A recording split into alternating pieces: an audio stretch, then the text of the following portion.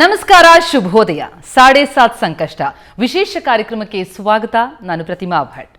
ಪ್ರತಿಯೊಬ್ಬರಿಗೂ ಕೂಡ ಶನೈಶ್ಚರನ ಬಗ್ಗೆ ಭಯ ಮತ್ತು ಭಕ್ತಿ ಎರಡೂ ಕೂಡ ಇರುವಂಥದ್ದು. ಅದರಲ್ಲೂ 7:30 ಬಗ್ಗೆ ಸಾಕಷ್ಟು ಪ್ರಶ್ನೆಗಳಿರುತ್ತೆ, ಸಂದೇಹಗಳಿರುತ್ತೆ, ಹಾಗೆಯೇ ಭಯ ಕೂಡ ಇರುತ್ತೆ.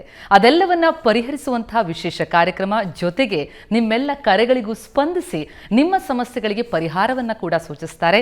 ಈ 7:30 ಸಂಕಷ್ಟ ವಿಶೇಷ ಕಾರ್ಯಕ್ರಮದಲ್ಲಿ ನಮ್ಮೊಂದಿಗೆ ಪ್ರಾಜ್ಞರಾದಂತಹ ಶ್ರೀಕಂಠ ಶಾಸ್ತ್ರಿಗಳ ಜೊತೆಯಾಗಿದ್ದಾರೆ. ಶಾಸ್ತ್ರಿಗಳೇ, ಕಾರ್ಯಕ್ರಮಕ್ಕೆ ಸ್ವಾಗತ ತಮಗೆ. ನಮಸ್ಕಾರಗಳು. ಶಾಸ್ತ್ರಿಗಳೇ, 7:30 ಆ ಹೆಸರು ಕೇಳ್ತಾ ಇದ್ದಂತೆಯೇ ಹಲವರಲ್ಲಿ ಭಯ ಶುರುವಾಗುತ್ತೆ. ಪ್ರತಿಯೊಬ್ಬರಿಗೂ ಕೂಡ ಆ ಸಂಕಷ್ಟ ಯಾವಾಗ ಬರುತ್ತೋ, ಎಷ್ಟು ವರ್ಷ ಇರುತ್ತೋ, ಹೇಗೆ ನಮ್ಮನ್ನು ಬಾಧಿಸುತ್ತೋ, ಇಂಥೆಲ್ಲ ಪ್ರಶ್ನೆಗಳು ಬಾಧಿಸ್ತಾ ಇರುತ್ತೆ. ಹಾಗಾಗಿ ಈ 7:30 ಅದರ ಬಗ್ಗೆ ಆರಂಭದಲ್ಲಿ ನಾವು ತಿಳ್ಕೊಳ್ಳೋದಾದರೆ. ಖಂಡಿತ. ಶ್ರೀ ಗುರುಭ್ಯೋ ನಮಃ. 7:30 ಇದು ಯಾರಿಂದ ಉಂಟಾಗುತ್ತಪ್ಪ, ಅವನ ಮೇಲೆ ನಿಂತಿದೆ ಈ 7:30 ಭಯ ಅನ್ನೋದು. ಇದಕ್ಕೆ ಪ್ರಮುಖ ಕಾರಣೀಭೂತನಾಗಿರತಕ್ಕಂಥ ಗ್ರಹ ಯಾವುದಪ್ಪ ಅಂದರೆ ಅದು ಶನೈಶ್ಚರ. ಹೀಗಾಗಿ ಶನೈಶ್ಚರ ಅಂದರೆ ನಮ್ಮಲ್ಲೆಲ್ಲರಿಗೂ ಸ್ವಲ್ಪ ಭಯ ಇದೆ. ಭಯದ ವಸ್ತುತಃ ಅವನು ಭಯಕ್ಕೆ ಕಾರಣೀಕರ್ತ. ಆಯುಷ್ಯಂ ಮರಣಂ ಭಯಂ ಪತಿತತಾಂ ದುಃಖಾವಮಾನಾಮಯಾನ್ ಅಂತ ಶಾಸ್ತ್ರ ಹೇಳುತ್ತೆ. ಆಯುಷ್ಯಕ್ಕೆ ಮೊದಲನೇದಾಗಿ ಆಯುಷ್ಯವನ್ನು ಹೇಳುತ್ತೆ. ಅಂದರೆ ನಮ್ಮ ಜೀವ ಭಯ, ನಾವು ಎಲ್ಲಿ ಏನಾಗ್ಬಿಡ್ತೀವೋ ಈಗಿನ ಜನ್ರೇಷನ್ನಲ್ಲಿ, ಈಗಿನ ಕಾಲಕ್ಕೆ ಇದು ಇದು ಇದು ತುಂಬ ಸೂಕ್ತ ಅನಿಸುತ್ತೆ. ಯಾಕೆಂದರೆ ಕಾಲಮಿತಿ ಅಂತಕ್ಕಂಥದ್ದು ಮನುಷ್ಯನಿಗೆ ಯಾವಾಗ ಬಂದು ಆ ಯಮರಾಯ, ವಸ್ತುತಃ ಶನೈಶ್ಚರನನ್ನು ಯಮ ಅಂತಲೇ ಪರಿಗಣಿಸ್ತಕ್ಕಂಥದ್ದು. ಹೀಗಾಗಿ ಯಾವ ಕಾಲದಲ್ಲಿ, ಯಾವ ಕ್ಷಣದಲ್ಲಿ ಬಂದು ಎರಗಿಬಿಡುತ್ತೋ ನಮಗೆ ಅಂತಕ್ಕಂಥ ಭಯ ನಮಗೆ ಪ್ರತಿ ಕ್ಷಣ ಇದೆ. ಮನುಷ್ಯ ಭಯಗೊಳ್ಳೋದು ಯಾಕಾಗಿ ಅಂದರೆ ಸಾವಿಗಾಗಿ. ಸಿಗ್ಮಂಡ್ ಫ್ರಾಯ್ಡ್ನಿಂದ ಹಿಡಿದು ನಮ್ಮ ವಸ್ತುತಃ ನಮ್ಮಲ್ಲೇ ಮೂಲ ಚಿಂತನೆ ಬೆಳೆದಿದೆ. ಭಯ ಇದೇ ನಮ್ಮ ಪ್ರತಿ ಮನುಷ್ಯನನ್ನು ಅತಂತ್ರಗೊಳಿಸ್ತಾ ಇರ್ತಕ್ಕಂಥದ್ದು ಭಯ ಅಂತ. ಪ್ರತಿ ಜೀವಿಗೂ ಇರತಕ್ಕಂಥದ್ದು, ಪ್ರಾಣಿಗೂ ಇದೆ, ಮನುಷ್ಯನಿಗೂ ಇದೆ. ಹೀಗಾಗಿ ಭಯ, ಈ ಮೂಲ ಭಯ ಇದೆಯಲ್ಲ, ಇದಕ್ಕೆ ಕಾರಣೀಕರ್ತನೇ ಶನೈಶ್ಚರ. ಹೀಗಾಗಿ ಶನಿ ಸಂಚಾರವಾಗುವ ವೇಳೆಯಲ್ಲಿ ಈ 7:30 ಶನಿ ಬೇರೆ ಗ್ರಹಗಳ ಹಾಗಲ್ಲ. ಎಲ್ಲ ಗ್ರಹಗಳಿಗೆ 1 ವರ್ಷ, 1.5 ವರ್ಷ, ಹೆಚ್ಚಂದರೆ ಇಷ್ಟು ಸಂಚಾರ ಕಾಲ ಇರುತ್ತೆ. ಒಂದು ರಾಶಿಯಲ್ಲಿ ಅಷ್ಟು ಸಂಚರಿಸಬಹುದು. ಶನೈಶ್ಚರ ಹಾಗಲ್ಲ. ತಾನು 2.5 ವರ್ಷಗಳ ಕಾಲ ಬೇಕು ಒಂದು ರಾಶಿಯನ್ನು ಪೂರೈಸಲಿಕ್ಕೆ, ಒಂದು ರಾಶಿಯನ್ನು ದಾಟಲಿಕ್ಕೆ. ಅಷ್ಟೇ ಅಲ್ಲ, ಅವನು ವಿಶೇಷ. ಶನೈಶ್ಚರ ಏನಪ್ಪ ಅಂತಂದರೆ, ಬೇರೆ ಗ್ರಹಗಳಾದರೂ ಆ ರಾಶಿಯಲ್ಲಿದ್ದಾಗ ಅಷ್ಟೇ ಪ್ರಭಾವ, ಮುಂದಕ್ಕೆ ಹೋದರೆ ಮುಗೀತು. ಶನೈಶ್ಚರ ಹಾಗಲ್ಲ. ಹಿಂದಿನ ಮನೆ, ತಾನಿರುವ ಮನೆ, ಮುಂದಿನ ಮನೆ, ಹೀಗೆ. ಈ 7:30 ಅಂದರೆ ಏನರ್ಥ? 7.5 ವರ್ಷ ಅಂತ. ಅವನು ವಸ್ತುತಃ ಒಂದು ಮನೆಯಲ್ಲಿ 2.5 ವರ್ಷ ಇರ್ತಾನೆ. 2.5 ವರ್ಷ ಅಂದರೆ ಅಷ್ಟರಲ್ಲಿ ಮುಗಿದೋಗಬೇಕು, ಮುಗಿಯಲ್ಲ. ಯಾಕಪ್ಪ ಅಂದರೆ ಅವನು ಹಿಂದೆ, ಈಗ ಉದಾಹರಣೆಗೆ ಗಮನಿಸೋಣ. ಈಗ ಕುಂಭರಾಶಿಯಲ್ಲಿ ಶನೈಶ್ಚರ ಇದ್ದಾನೆ. ಕುಂಭರಾಶಿಯಲ್ಲಿ 2.5 ವರ್ಷ ಸಂಚರಿಸ್ತಾನೆ. ಆದರೆ ಕುಂಭರಾಶಿಯ ಹಿಂದಿನ ಮನೆಯಾಗಿರ್ತಕ್ಕಂಥ ಮಕರ ರಾಶಿಯವರೆಗೂ ಶನೈಶ್ಚರ ಕಾಡ್ತಾನೆ. ಅಷ್ಟೇ ಅಲ್ಲ, ಕುಂಭರಾಶಿಯ ಮುಂದೆ ಇರತಕ್ಕಂಥ ಮೀನರಾಶಿಗೂ ಶನಿ ಕಾಡ್ತಾನೆ. ಹೀಗಾಗಿ ಶನೈಶ್ಚರ ಬೇರೆ ಗ್ರಹಗಳ ಹಾಗಲ್ಲ, ವಿಶೇಷ ಗ್ರಹ. ಹೀಗಾಗಿ ನವಗ್ರಹಗಳಲ್ಲಿ ಶನೈಶ್ಚರ ಅಂದರೆ ಯಾಕೆ, ಬೇರೆ ಯಾವುದೇ ಗ್ರಹಗಳಿಗೆ ನೋಡಿ ನೀವು ದೇವಸ್ಥಾನ ಇದೆಯಾ? ಸಾಕ್ಷಾತ್ ನವಗ್ರಹಗಳಲ್ಲಿ ಅಧೀಶ್ವರ ಅದು ಯಾರಪ್ಪ ಅಂದರೆ ಸೂರ್ಯ. ಅವನಿಗೇ ದೇವಸ್ಥಾನಗಳಿಲ್ಲ, ಎಲ್ಲೋ 1 2 ನೋಡ್ತೀವಿ. ಆದರೆ ಸೂರ್ಯನ ಮಗ ಶನೈಶ್ಚರನಿಗೆ ಬೀದಿಗೊಂದು ದೇವಸ್ಥಾನ. ಆ ರೀತಿಯಲ್ಲಿ ಅವನ ಪ್ರಭಾವ ಜನರಿಗೆ ತಟ್ಟಿರೋದು. ಶನಿವಾರ ಆದರೆ ಸಾಕು, ಜನ ಕ್ಯೂ ನಿಂತಿರ್ತಾರೆ ಆ ಶನೈಶ್ಚರನ ದೇವಸ್ಥಾನಗಳಲ್ಲಿ ಎಳ್ಳೆಣ್ಣೆ ಹಿಡ್ಕೊಂಡು. ಯಾಕೆ ಅಂದರೆ ಅವನ ಪ್ರಭಾವ ಆಗಿದೆ, ಶನಿ ಪ್ರಭಾವ ಅಂತ. ಈ ಕಾರಣದಿಂದಾಗಿ ಶನೈಶ್ಚರ ಅಂದರೆ ಇಷ್ಟು ಕಾಲ ನಮ್ಮನ್ನು ರೋಧಿಸಿಬಿಡ್ತಾನೆ, ಅಳಿಸಿಬಿಡ್ತಾನೆ. ಅವನು ವಸ್ತುತಃ ಶಾಸ್ತ್ರವೇ ಹೇಳುತ್ತೆ, ದುಃಖಂ ದಿನೇಶಾತ್ಮಜ ಅಂತ. ಅವನಿಂದ ಏನಪ್ಪ ಸಿಗುತ್ತೆ? ಶನೈಶ್ಚರನಿಂದ ದುಃಖ, ನೋವು, ವ್ಯಥೆ, ಅಳು. ಪ್ರತಿ ದಿವಸ ಎಷ್ಟೋ ಜನ ಸಂಕಟದಲ್ಲಿ ಒದ್ದಾಡ್ತಾ ಇರ್ತಾರೆ. ಪ್ರತಿ ದಿನ ಬೆಳಗಾದರೆ ಅವರು ಸೂರ್ಯೋದಯ ನೋಡೋಕ್ಕಿಂತ ಮೊದಲು ಕಣ್ಣೀರನ್ನು ನೋಡಿರ್ತಾರೆ. ಸಂಕಟ, ನೋವಲ್ಲಿ ಬಳಲ್ತಾ ಇರ್ತಾರೆ. ಇಂಥ ಕಾರಣಕ್ಕಾಗಿ ಯಾಕಾಗಿ ಇದೆಲ್ಲ ಬರ್ತದೆ ಅಂದರೆ ಶನಿ ಸೂಚಿಸ್ತಕ್ಕಂಥ ಕಾರಣದಿಂದಾಗಿ. ಹೀಗಾಗಿ ಶನಿ ಅಂದರೆ ನಮಗೆ ಮೊದಲು ಭಯ. ಅದರಲ್ಲೂ 7.30 7.5 ವರ್ಷಗಳ ಕಾಲ ಹೀಗೆ ಕಾಡಿಬಿಟ್ರೆ ಬದುಕೋದು ಬೇಡ ಮನುಷ್ಯ. ನಿಜ ಅಲ್ಲ. ಆದರೆ ಶನಿ ನ್ಯಾಯದ ದೇವರು ತಾವು ಹೇಳ್ತಾ ಇದ್ರಿ. ಆದರೆ ಆತ ಉಗ್ರ, ಕ್ರೂರಿ, ಇಂಥದ್ದೆಲ್ಲ ಆಪಾದನೆಗಳು ಯಾಕೆ ಶನೈಶ್ಚರನ ಮೇಲೆ? ಭಾಳ ಒಳ್ಳೆ ಪ್ರಶ್ನೆ. ವಸ್ತುತಃ ಶನೈಶ್ಚರ ನೋಡಿ, ಯಾವುದೇ ಗ್ರಹಗಳು ನಮ್ಮ ಮೇಲೆ ಅವರು ಗ್ರಹಗಳು ದೇವತೆಗಳು ಯಾರೂ ಕ್ರೂರಿಗಳಲ್ಲ. ವಸ್ತುತಃ ನಮ್ಮೊಳಗಿದೆ ಆ ಗ್ರೀಡಿನೆಸ್ ಇದೆ, ಆ ಏನು ರಾಡಿತನ ಅಂತೀವಲ್ಲ ಅಂಥದ್ದಿರ್ತಕ್ಕಂಥದ್ದು, ಜಲಸಿ, ಇವೆಲ್ಲ ತುಂಬಿಕೊಂಡಿರೋದು ನಮ್ಮಲ್ಲಿ. ವಸ್ತುತಃ ನಮಗೆ ಶನೈಶ್ಚರನ ಕಾಟ ಬಂದಾಗ ಅವೆಲ್ಲ ಕೆರಳ್ತವೆ.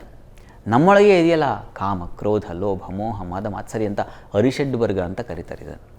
ಅವೆಲ್ಲವೂ ತಾಂಡವಾಡ್ತಾ ಇದೆ ನಮ್ಮ ಮನಸ್ಸಿನಲ್ಲೇ. ನಮ್ಮಲ್ಲಿರ್ತಕ್ಕಂಥ ಲೋಭತನ, ನಮ್ಮಲ್ಲಿರೋ ಆ ದುಷ್ಟತನ, ಕ್ರೂರತನ, ಮಸಲತ್ತು, ಎಷ್ಟೆಲ್ಲ ವಂಚನೆ ಮಾಡ್ತಾನೆ ಮನುಷ್ಯ. ಬುದ್ಧಿವಂತನ ಆದಷ್ಟು ಕೂಡ ಅವನು ಕ್ರಿಮಿನಲ್ ಆಗ್ತಾ ಹೋಗ್ತಾನೆ. ಯಾಕೆಂದರೆ ಹೇಗೆ ಯಾವ ರೀತಿಯಲ್ಲಿ ಮೋಸ ಮಾಡಬಹುದು ಇದನ್ನೇ ಮೈಂಡ್ ಏನು ಬುದ್ಧಿ ಓಡಿಸ್ತಾ ಇರುತ್ತೆ. ಇದು ವಸ್ತುತಃ ಮನುಷ್ಯನೊಳಗಿರ್ತಕ್ಕಂಥದ್ದು. ಇಂಥ ಯಾವ ದುರ್ಗುಣ ಇದೆ ಇದು ಶನೈಶ್ಚರ ಸೂಚಿಸ್ತಕ್ಕಂಥದ್ದು. ಇದನ್ನು ಕಸಗುಡಿಸ್ಕೊಳ್ಬೇಕು ಪ್ರತಿ ದಿವಸ. ಇದರ ಚೊಕ್ಕಟ್ಟಾಗದೇ ಇದ್ದರೆ ನಾವು ಎಷ್ಟು ಮನೆ ಸಾಸರು, ಎಷ್ಟು ತಂಬಿಗೆ, ಎಷ್ಟು ಬಿಂದಿಗೆ, ಎಷ್ಟು ಬಕೆಟ್ ತಲೆ ಮೇಲೆ ನೀರು ಹೊಯ್ಕೊಂಡ್ರೂ ಪ್ರಯೋಜನಕ್ಕೆ ಬರೋದಿಲ್ಲ. ನಾವು ಸಿದ್ಧ ಆಗಬೇಕು. ನಾವು ಒಳಗಿನಿಂದ, ಮನಸ್ಸಿನಿಂದ ನಾವು ಗುಣ ಪೂಜಾಸ್ಥಾನಂ ಅಂತ ಹೇಳ್ತಾರೆ. ಗುಣ ಪೂರ್ಣವಾದಾಗ, ಗುಣಸಂಪನ್ನವಾದಾಗ, ಗುಣ ಸಮೃದ್ಧಿಯಾದಾಗ, ಉತ್ತಮ ಗುಣವನ್ನು ರೂಢಿಸ್ಕೊಂಡಾಗ ಶನೈಶ್ಚರ ತುಂಬ ಅವನು ವಸ್ತುತಃ ಶನೈಶ್ಚರ ಏನಾದರೂ ಒಳ್ಳೆಯ ಫಲವನ್ನು ಕೊಡಲಿಕ್ಕೆ ಶುರು ಮಾಡಿದ್ರೆ ಅವನು ಪುರಬಲ ಗ್ರಾಮಾಗ್ರಣಿ ಅಂತ ಹೇಳ್ತಾರೆ. ಅವನು ಅಧಿಕಾರಿಯನ್ನಾಗಿ, ನ್ಯಾಯದೇವತೆ, ಅವನು ಕರ್ಮ ಧರ್ಮ ಸಂಯೋಗ ಅಂತೀವಲ್ಲ ಅದು ಉಂಟಾಗ್ತಕ್ಕಂಥದ್ದು ಶನೈಶ್ಚರನಿಂದ, ಗುರುವಿನಿಂದ. ಈ ಕಾರಣದಿಂದಾಗಿ ಅವರಿಬ್ಬರು ತುಂಬ ಪ್ರಧಾನರು ಒಂದು ಜಾತಕದಲ್ಲಿ. ಜಾತಕ ನೋಡಿದ ತಕ್ಷಣ ನಾವು ಪೂರ್ವಂ ಆಯುಃ ಪರೀಕ್ಷೇತ ಅಂತ, ಆಯಸ್ಸನ್ನು ನೋಡು ಮೊಟ್ಟ ಮೊದಲಿಗೆ ಅಂತ. ಅದು ಆಯಸ್ಸನ್ನು ನೋಡು ಅಂದರೆ ಶನೈಶ್ಚರನ ವೀಕ್ಷಣೆ ಮಾಡುವಂಥ ಅರ್ಥ. ಯಾಕೆಂದರೆ ಆಯುಷ್ಸಿಗೆ ಅವನೇ ಕಾರಣ.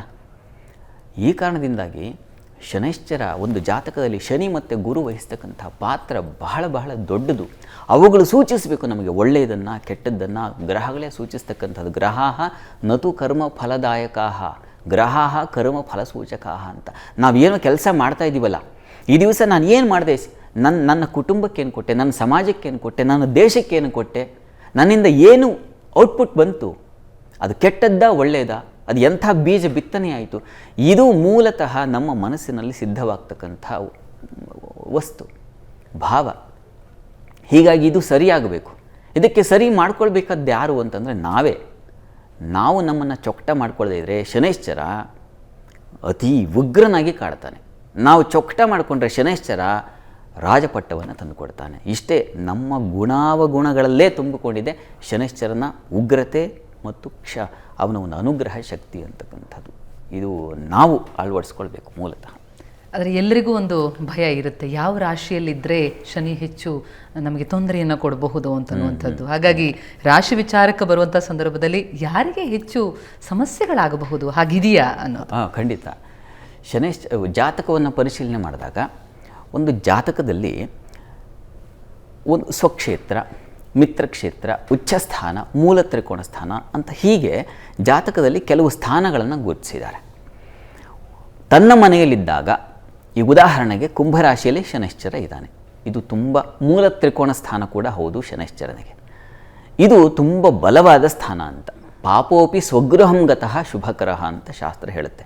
ಪಾಪಗ್ರಹಗಳು ತಮ್ಮ ಮನೆಯಲ್ಲಿದ್ದಾಗ ಸಾಮಾನ್ಯವಾಗಿ ತೊಂದರೆ ಮಾಡೋದಿಲ್ಲ, ಹೆಚ್ಚು ಕಾಡೋದಿಲ್ಲ ಅಂತ ಶಾಸ್ತ್ರದ ಮಾತಿದು. ಹೀಗಾಗಿ ಶಾಸ್ತ್ರವಾಣಿ ಸುಳ್ಳಾಗೋದಿಲ್ಲ. ಹೀಗಾಗಿ ಶನೈಶ್ಚರನಿಗೆ ಒಳ್ಳೆ ಪಾಪಗ್ರಹಗಳಲ್ಲಿ ಪೂರ್ಣ ಪಾಪಿ ಯಾರಪ್ಪ ಅಂತಂದರೆ ಅದು ಶನೈಶ್ಚರ. ಕುಜನಿಗಾದರೂ ಒಂದು ಹಂತ ಒಂದು ಸ್ವಲ್ಪ ಮಾನ್ಯತೆ ಇದೆ, ಶನೈಶ್ಚರನಿಗೆ ಅದಿಲ್ಲ. ಆದರೆ ತನ್ನ ಮನೆಯಲ್ಲಿದ್ದಾಗ ಶನೈಶ್ಚರ ಒಂದು ಜಾತಕದಲ್ಲಿ ಸ್ವಂತ ಮನೆಯಲ್ಲಿದ್ದಾಗ, ಉಚ್ಚಸ್ಥಾನದಲ್ಲಿದ್ದಾಗ ಇಷ್ಟು ಬಾಧಿಸೋದಿಲ್ಲ. ಯಾರಿಗೂ ಸಾಡೆ ಸಾತಿನ ಪ್ರಭಾವ ಏನು ಈಗ ಹೇಳ್ತಾ ಇದ್ದೀನಲ್ಲ, ಆ ಒಂದು ಮಟ್ಟಿಗಿನ ತೊಡಕು, ಸಂಕಟ, ನೋವನ್ನು ಆತ ತಂದುಕೊಡೋದಿಲ್ಲ, ದುಃಖವನ್ನು ಅಳಿಸಾಕ್ತಾನೆ. ಆದರೆ ಜಾತಕದಲ್ಲಿ ಯಾರಿಗೆ ಶನೈಶ್ಚರ ಮೇಷರಾಶಿಯಲ್ಲಿರ್ತಾನೋ, ಯಾಕೆಂದರೆ ಶನಿಯ ನೀಚ ಸ್ಥಾನ ಅದು, ವೃಶ್ಚಿಕ ರಾಶಿಯಲ್ಲಿರ್ತಾನೋ, ಶತ್ರುಕ್ಷೇತ್ರ, ಚಂದ್ರನ ಮನೆಯಲ್ಲಿರ್ತಾನೋ, ನೋಡಿ ಮಾನಸಿಕವಾಗಿ ತುಂಬ ಖಿನ್ನತೆ ಬರ್ತದಲ್ಲ. ಸರ್ಕಾರ ಮಾನಸಿಕವಾಗಿ ಖಿನ್ನರಾಗಿದ್ದವರಿಗೆ ವಿಶೇಷ ಏನು ಒಂದು ಟ್ರೀಟ್ಮೆಂಟನ್ನು ಕೊಡ್ತಾ ಇದೆ. ಅದಕ್ಕಾಗಿ ಎಷ್ಟೋ ಅಭಿಯಾನಗಳನ್ನು ಮಾಡ್ತಾ ಇದೆ. ಯಾಕೆ ಅಂದರೆ ಈ ದಿವಸ ಹೆಚ್ಚು ಸಾವಾಗ್ತಾ ಇರೋದು, ಹೆಚ್ಚು ರೋಗಿಗಳು ಹಾಸ್ಪಿಟ್ಲಿಗೆ ಬಂದು ಅಡ್ಮಿಟ್ ಆಗ್ತಾ ಇರೋದು ಕಾರಣ ಏನಪ್ಪ ಅಂದರೆ ಖಿನ್ನತೆ. ಈ ಖಿನ್ನತೆ ಮೂಲ ಏನಪ್ಪ ಅಂದರೆ ಶನಿಚಂದ್ರ ಯುತಿ ಅಂತ ಶಾಸ್ತ್ರ ಹೇಳುತ್ತೆ. ಸಾಮಾನ್ಯವಾಗಿ ನೋಡಿ, ಶನಿಚಂದ್ರರು ಒಟ್ಟಾಗಿದ್ದರೆ ಒಂದು ಜಾತಕದಲ್ಲಿ ತುಂಬ ಆಲೋಚನೆ ಮಾಡ್ತಾ ಇರ್ತಾರೆ, ತುಂಬ ಖಿನ್ನರಾಗಿರ್ತಾರೆ. ಸದಾ ಯಾವುದೋ ಒಂದು ಸಣ್ಣ ಏನೋ ಒಂದು ಸಣ್ಣ ಬೈಗುಳಕ್ಕೂ ಅತಿಯ 3 ದಿನ ಯೋಚನೆ ಮಾಡ್ತಾರೆ. ಈ ಥರದ್ದು ಎಲ್ಲರ ಮನೆಯಲ್ಲೂ ಕಾಣ್ತೀವಿ. ಯಾಕೆ ಅಷ್ಟೊಂದು ಕೊರಗ್ತೀಯ ಅಂತ ನಾವೇ ಅಂತೀವಿ. ಬುದ್ಧಿವಾದ ಹೇಳೋಕ್ಕೆ ಎಷ್ಟೋ ಸಲ ಬುದ್ಧಿವಾದ ಹೇಳೋರೇ ಕೊರಗ್ತಾ ಇರ್ತಾರೆ. ಇದಕ್ಕೆ ಕಾರಣ ಶನಿಚಂದ್ರ ಯುತಿ. ಅದು ನಮ್ಮನ್ನು ಯಾವ ಹಂತಕ್ಕೆ ತಗೊಂಡು ಹೋಗುತ್ತೆ ಅಂದರೆ ಪ್ರಾಣಾಂತಿಕತೆ ಅಲ್ಲಿವರೆಗೆ ತೊಗೊಂಡು ಹೋಗ್ಬಿಡುತ್ತೆ. ಎಷ್ಟೋ ದಿನ ನಾವು ನೋಡ್ತೀವಲ್ಲ ಸೂಸೈಡ್ ಮಾಡ್ಕೊಳ್ತಕ್ಕಂಥದ್ದು. ಇದಕ್ಕೆ ಕಾರಣ ಏನಪ್ಪ ಅಂದರೆ ಶನಿಚಂದ್ರ ಯುತಿ ತುಂಬ ಕ್ರೂರವಾಗಿದ್ದಾಗ, ಶನಿ ದುರ್ಬಲನಾಗಿದ್ದಾಗ ಅಂಥ ಒಂದು ಸಂಯೋಗವಿದ್ದರೆ ಅದು ಕಾರಣ. ಯಾಕೆಂದರೆ ಚಂದ್ರ ಮನಸ್ಸಿಗೆ ಅಧಿಪತಿ. ಈ ಮನಸ್ಸು ಶನಿ ಎರಡು ಸೇರಿದಾಗ ಕೆಟ್ಟ ಆಲೋಚನೆಗಳೇ ಬರುತ್ತೆ. ಬಹಳ ಬೇಗ ಇನ್ನೊಂದಕ್ಕೆ ಈ ಬೇಡದೇ ಇರತಕ್ಕಂಥ ಚಟಗಳಿಗೆ, ಎಷ್ಟು ನೀವು ಶಾಲಾ ಕಾಲೇಜುಗಳಿಗೆ ಹೋಗಿ ಎಷ್ಟು ಜನಕ್ಕೆ ಎಲ್ಲರಿಗೂ ಗೊತ್ತಿರತಕ್ಕಂಥದ್ದೇ ಇದು, ಎಷ್ಟು ಜನ ದುಶ್ಚಟಗಳಿಗೆ, ಡ್ರಗ್ಸು ಇತ್ಯಾದಿಗಳಿಗೆ ತುತ್ತಾಗಿ ಈ ದಿವಸ ಜೀವನನೇ ಹಾಳು ಮಾಡ್ಕೊಂಡ್ಬಿಡ್ತಾರೆ. ಅದಕ್ಕೆ ಕಾರಣ ಇಂಥ ಗ್ರಹ ಸಂಯುಕ್ತತೆ. ಹೀಗಾಗಿ ಇಂಥ ಸಮಯದಲ್ಲಿ ನಾವು ನೋಡಿ ಮೊದಲು ಪ್ರಿಕಾಷನ್ ತಗೋಬೇಕು. ಪ್ರತಿಯೊಬ್ಬರು ಧ್ಯಾನ, ಯೋಗ ಇವುಗಳು ಬೇರು. ಇವುಗಳನ್ನು ನಾವು ನಮ್ಮ ಮನಸ್ಸಿನಲ್ಲಿ ಬಿತ್ತನೆ ಮಾಡಿಕೊಳ್ಳದೇ ಇದ್ದರೆ ನಾವು ಬದುಕೋದಿಲ್ಲ. ಹೀಗಾಗಿ ಯೋಗ, ಧ್ಯಾನ ಇವುಗಳು ತುಂಬ ತುಂಬ ಉಪಯುಕ್ತ ಆಗಲಿ ಮನುಷ್ಯನಿಗೆ.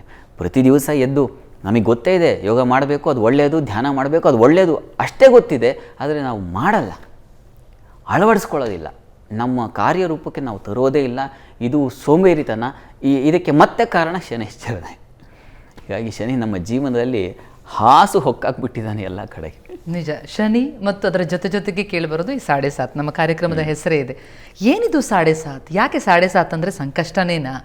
ಅದರ ಬಗ್ಗೆ ನಾವು ಅರ್ಥ ಮಾಡ್ಕೊಳ್ಳೋದಾದರೆ 7.5 ಇದು 7.5 ವರ್ಷ ಅಂತ ನಾನು ಆಗಲೇ ಹೇಳ್ತಾ ಇದ್ದೆ. ಶನೈಶ್ಚರನಿಗೆ ವಿಶೇಷವಾದ ಸಂಚಾರ ಶಕ್ತಿ ಇದೆ, ಬೇರೆ ಗ್ರಹಗಳ ಹಾಗಲ್ಲ.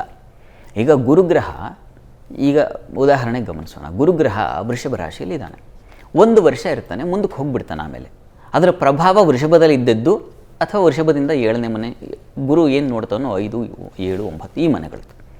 ಇದೆಲ್ಲ ಟೆಕ್ನಿಕಲ್ಲು, ಜನರಿಗೆ ಸಾಮಾನ್ಯವಾಗಿ ಅರ್ಥ ಆಗಲ್ಲ. ಬೇರೆ ಗ್ರಹಗಳು ಒಂದು ಮನೆಯಲ್ಲಿದ್ದಾಗ ಒಂದು ಪ್ರಭಾವ ಬೀರುತ್ತೆ ಅಷ್ಟೇ. ಶನೈಶ್ಚರ ಹಾಗಲ್ಲ, ತಾನು ಇರುವ ಹಿಂದಿನ ಮನೆ, ಮುಂದಿನ ಮನೆ, ತಾನು ಇರತಕ್ಕಂಥ ಮನೆ, ಇಷ್ಟು 3 ಮನೆಗಳನ್ನು ಆಳ್ತಾ ಇರ್ತಾನೆ. 3 ಮನೆಗಳಿಗೂ 3 ರಾಶಿಗಳಿಗೂ ಆತ ತೊಂದರೆಯನ್ನು ತಂದುಕೊಡ್ತಾನೆ. ಉದಾಹರಣೆ ಗಮನಿಸ್ತಾ ಇದ್ದೀವಲ್ಲ, ಈಗ ಕುಂಭರಾಶಿಯಲ್ಲಿದ್ದಾನೆ, ನೀವು ಟೆಕ್ಸ್ಟ್ ನೋಡ್ತಾ ಇದ್ದೀರಾ, ಅಲ್ಲಿ ನಿಮಗೆ ಸ್ಪಷ್ಟವಾಗಿ ವಿವರಣೆ ಬರ್ತಾ ಇದೆ. ಕುಂಭರಾಶಿಯಲ್ಲಿ ಶನಿ ಇದ್ದಾನೆ ಅಂತಂದರೆ ಮಕರ ರಾಶಿಯವರೆಗೂ ಕಾಡ್ತಾನೆ, ಕುಂಭರಾಶಿಯವರೆಗೂ ಕಾಡ್ತಾನೆ, ಮೀನರಾಶಿಯವರೆಗೂ ಕಾಡ್ತಾನೆ. ಇದೇ ಈ ವರ್ಷದ ಅಂತ್ಯದಲ್ಲಿ ನಾವೇನು ಹೊಸ ವರ್ಷಕ್ಕೆ ಅಂದರೆ ನಾವು ಯುಗಾದಿ ಆಚರಿಸ್ತೀವೋ, ಆ ಯುಗಾದಿಯ ಹಿಂದಿನ ದಿವಸ ಅಮಾವಾಸ್ಯೆ ಏನಿದೆ, ಆ ದಿವಸ ಶನಿ ಸಂಚಾರ ಇದೆ. ಆತ ಮೀನರಾಶಿಗೆ ಹೋಗ್ತಾನೆ. ಮೀನರಾಶಿಗೆ ಹೋದಾಗ ಕುಂಭರಾಶಿಗೆ, ಮೀನರಾಶಿಗೆ, ಮೇಷರಾಶಿಗೆ 3 ರಾಶಿಗಳನ್ನು ಕಾಡ್ತಾನೆ. ಅವನು 3 ರಾಶಿಯನ್ನು ದಾಟಿ ಮುಂದಕ್ಕೆ ಹೋಗಲಿಕ್ಕೆ 7.5 ವರ್ಷ ಬೇಕು. ಉದಾಹರಣೆಗೆ ಈಗ ಧನುಸ್ಸು ರಾಶಿಯವರಿಗೆ 7.5 ಕಾಟ ಇಲ್ಲ. ಯಾಕೆ ಅಂದರೆ ಅವನು ಕುಂಭರಾಶಿಯಲ್ಲಿದ್ದಾನೆ, ಹಿಂದಿನ ಮನೆ ಮಕರ ರಾಶಿ, ಆದರೆ ಹಿಂದಿನ ಮನೆ ಧನುಸ್ಸು ರಾಶಿ. ಇದು ಶನಿ ಸಂಚಾರ ಅಂತಕ್ಕಂಥದ್ದು 7.5 ವರ್ಷ ಇರ್ತದೆ. ಹಿಂದಿನ ಮನೆ ಮುಂದಿನ ಮನೆ ಕಾಡುವ ಕಾರಣದಿಂದಾಗಿ, ಈ ಕಾರಣದಿಂದ ಇದು 7.5 ಅಂತದ್ದು ಇಷ್ಟು ದೀರ್ಘಕಾಲ ನಮ್ಮನ್ನು ಕಾಡುತ್ತೆ. ಅದು ಭಯ. ನಿಜ. 7.5 ಅನ್ನೋದು 7.5 ವರ್ಷಗಳ ಕಾಲ. ಹಿಂದಿನ ರಾಶಿ, ಮುಂದಿನ ರಾಶಿ, ಆ ರಾಶಿ, ಶನಿ ಇರೋ ರಾಶಿ, ಶನಿ ಹಿಂದಿನ ರಾಶಿ, ಮುಂದಿನ ರಾಶಿ, ಇಷ್ಟನ್ನೂ ಕಾಡ್ತಾನಲ್ಲ, ಇದೇ ಅವನ ವಿಶೇಷ. ಇದಕ್ಕೆ ಜನರಿಗೆ ಭಯ. ನಿಜ ನಿಜ. ಬಹುಶಃ ಈ ಭಯವನ್ನು ನಿವಾರಿಸುವಂತಹ ಕಾರ್ಯಕ್ರಮವೇ ಈ 7.5 ಸಂಕಷ್ಟ. ಇದರ ಮೂಲಕ ಪರಿಹಾರವನ್ನು ಶಾಸ್ತ್ರಿಗಳು ತಿಳಿಸ್ತಾ ಹೋಗ್ತಾರೆ. ನೀವು ಕರೆ ಮಾಡಿ ನಿಮ್ಮ ಸಮಸ್ಯೆಗಳೇನಿವೆ, ನಿಮ್ಮ ಪ್ರಶ್ನೆಗಳೇನಿವೆ ನೇರವಾಗಿ ಕೇಳ್ಬೋದು. ಶಾಸ್ತ್ರಿಗಳು ತಮಗೆಲ್ಲ ಪ್ರಶ್ನೆಗಳಿಗೂ ಕೂಡ ಉತ್ತರಿಸುವಂತಹ ಪ್ರಯತ್ನ ಮಾಡ್ತಾರೆ. ಈಗೊಂದು ಚಿಕ್ಕ ವಿರಾಮದ ಸಮಯ ಆಗಿದೆ. ವಿರಾಮ ಆದಮೇಲೆ ಈ 7.5 ಅಂದರೆ ಯಾವ ರೀತಿ ಸಂಕಷ್ಟ ಕೊಡ್ತಾನೆ ಶನಿ, ಹೇಗೆ ಅದನ್ನು ನಾವು ಎದುರಿಸಬೇಕು, ಪರಿಹಾರಗಳೇನು, ಇದೆಲ್ಲದರ ಬಗ್ಗೆ ಮಾತನಾಡ್ತಾ ಹೋಗೋಣ ಒಂದು ಪುಟ್ಟ ವಿರಾಮದ ನಂತರ.